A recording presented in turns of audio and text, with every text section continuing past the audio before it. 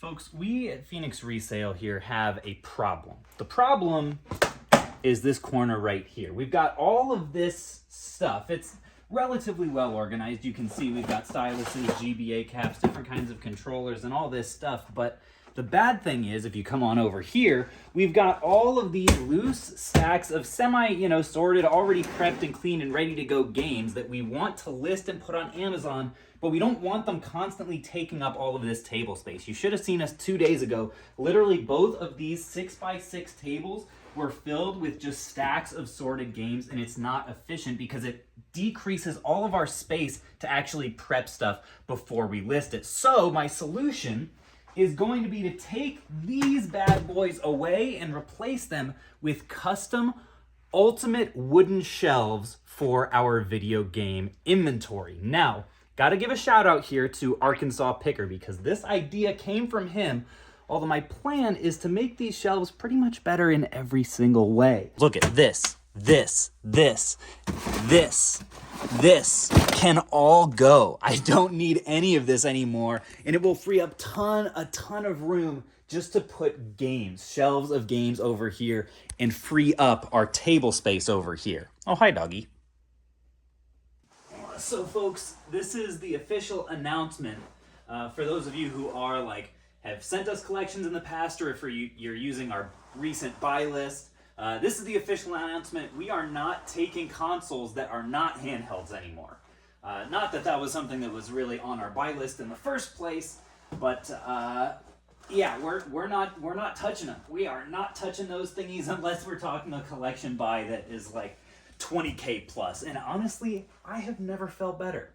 All right, so folks, here is the game plan. We've got all of our nicely stained wood here, which I left to dry with this fan and dehumidifier last night. And the game plan is to have, I think, 4 of these on this wall mounted vertically, right? And then take these take these slimmer strips and just nail them in horizontally at exactly the right height apart to fit the maximum number of games. And we're even going to get so specific as to do different kinds of games. We'll do different things for like cartridges and Game Boy games and stuff like that. But right now, the next step is I've got to get these brackets, these nice sturdy brackets, much sturdier than the ones Arkansas Picker used, I will say, mounted to these things and the wall, and then I guess start hammering. All right, so folks, good news. The hardest part is now done. We've got a solid 3 vertical beams here that are mounted with these brackets. I say hardest because I am solo today. Spanky is actually moving today, so make sure to spam the comments with congrats Spanky on that. But now the interesting part comes. I say interesting because for our business, at least, we've got 7 different shapes of games to try to account for and optimize for in the shelf spacing and type of shelves. We've got like DS games, which are the same shape as like 3DS and PS1. We've got Fallout. We've got these like slightly smaller DVD cases and then regular size DVD cases. The slightly smaller ones, I think, are just for PS3 and like Xbox One. No, PS4 as well. I don't think I'm going to make a differentiation in the heights between these two because I want to keep it kind of flexible. So these basically count as one. We've also got NES games, which, by the way, the general way that these are... Jeez, I need to stop doing that. This ceiling is so low. The general way that these are going to be fixated, or shelved rather, is on one of these, and everything's falling. On one of these, so you can just pop with the games, pop them up there really easily to disc games. However, it gets interesting because these shelves don't actually like go all the way to the wall in terms of their physical form. It gets dicey with cartridges. However, NES ones are just long enough that you can point the labels out and still store them vertically like this. So NES is totally cool. I would probably, let's actually test that against the, let's see if that's more or less the same height as the 3DS. Okay, so 3DS is slightly taller. I think I'm gonna have like a single shelf spacing for like just DS, 3DS, and NES games can all be on one. But we're gonna have to come up with an alternative solution for N64 games because guess what? They fall. And also, even if they were able to stay like this, it's not really useful because there's no label here or on the top. So we're gonna have to come up with some sort of a shelf thing that will go in between these so that I can store these frontward facing. Super Nintendo games, I think technically, yeah, technically those would stay, although I'd be a little bit nervous that eventually it would fall. So I think it's going to be ideal to be able to store these frontward facing as well. And then the last ones that we'll really want to have front facing is Game Boy games because, you know, it's just not close. All right, folks, check this out. Shelf number 1 is officially in the books.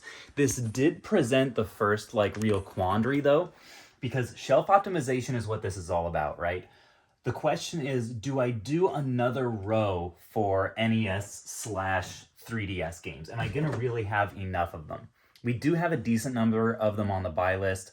I don't do a lot with 3DS. We already processed all of our DS. I do buy a decent number of DS games, so I think right now I'm going to designate this next section also for this size of games. And then I think from there, we're going to do a few thin shelves that are for N64, Super Nintendo, and Game Boy and GBA.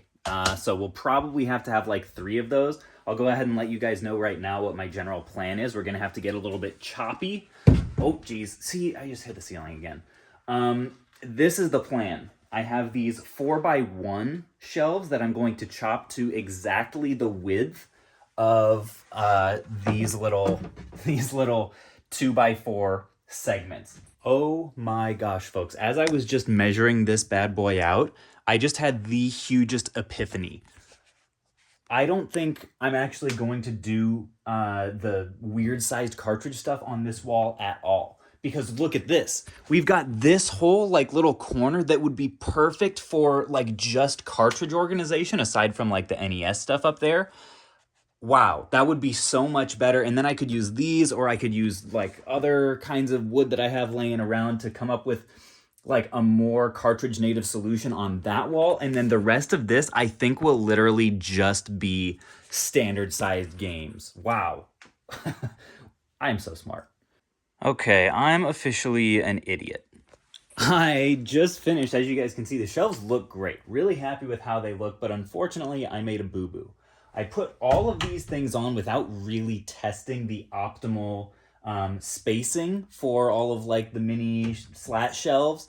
And guess what? These do fit. I got a little bit overzealous though with optimizing the spacing, and it's super tight. I figured, okay, the tighter it can be, the better it'll be, and the more like shelves I'll be able to fit on a wall. But guess what? Now when I'm putting games on the shelf just like in a sloppy handful like this, right? It's really hard. I have to like, there's an extra step of, you know, knocking them all down flush and then putting them in. And that, like, it doesn't seem like a huge deal, but when you're handling a huge stack of games and you're trying to be efficient about taking them from like the table over to the shelf, you don't want the extra friction. So, oh, this is really bothersome, but I think what I'm gonna have to do is just take them off and bump them probably like half an inch down. I'm going to test that and see whether it works. The only good news is I think it'll be a little bit easier than hammering everything in the first time because I'll just kind of pry 2 of them off, shift it down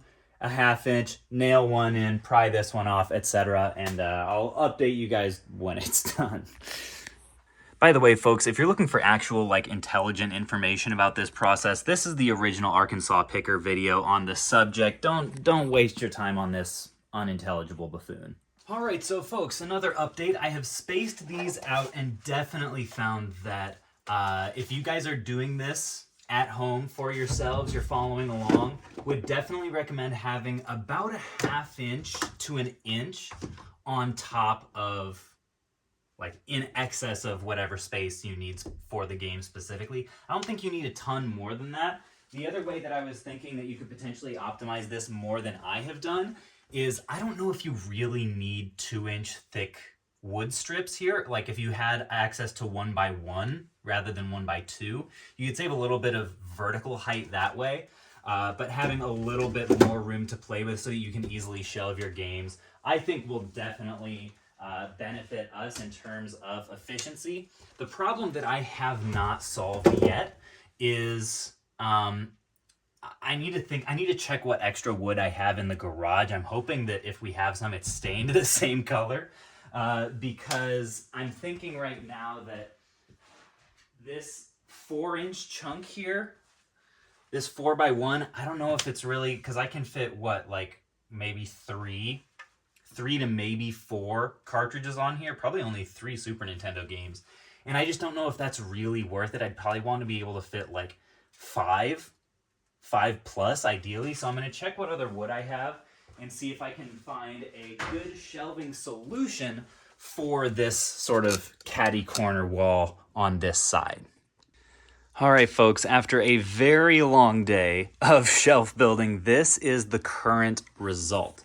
I'm pretty happy with how it's turned out so far. There are a couple question marks still. I'm going to have to, I think, upload a picture of this to the Discord and have people roast it and maybe share their own shelving setup so that we can come up with like a truly optimal way. I'm going to try to remember to link that in the description if any of you guys are interested in leveling up your video game reselling game. But this is the biggest question mark right now. I'm really happy with how these turned out. These, I went with kind of a tiered system. Up here, the idea was to have these top 2 be Game Boy and GBA, right? With enough space here so that I can reach in. I'm not like making the same mistake twice that I did with these. And then the idea was to have these 2, which I repurposed. These were like old laundry room shelves that I just decided to repurpose over here. However, a couple problems. One is that this bottom one is really shaded, so I had to like pad the back with these packing paper rolls just so that like, because I'm 6 feet tall. This is my normal view just looking at them. That is definitely not ideal, that bottom shelf right there. This one looks pretty good. We definitely have more than enough space to expand outwards. I think it can hold like 4, 5, 6, 7, 8, 9... like 9 deep, so that's more than I'll ever need. However, I saw that these fit with the labels facing out so well on this shelf, I may end up having to make a couple more of these and maybe put one here, maybe replace this one, and then like bump this shelf down here so that we have like a couple N64 down there, Super Nintendo up here, then Game Boy and Game Boy Color, or, you know, whatever it ends up being.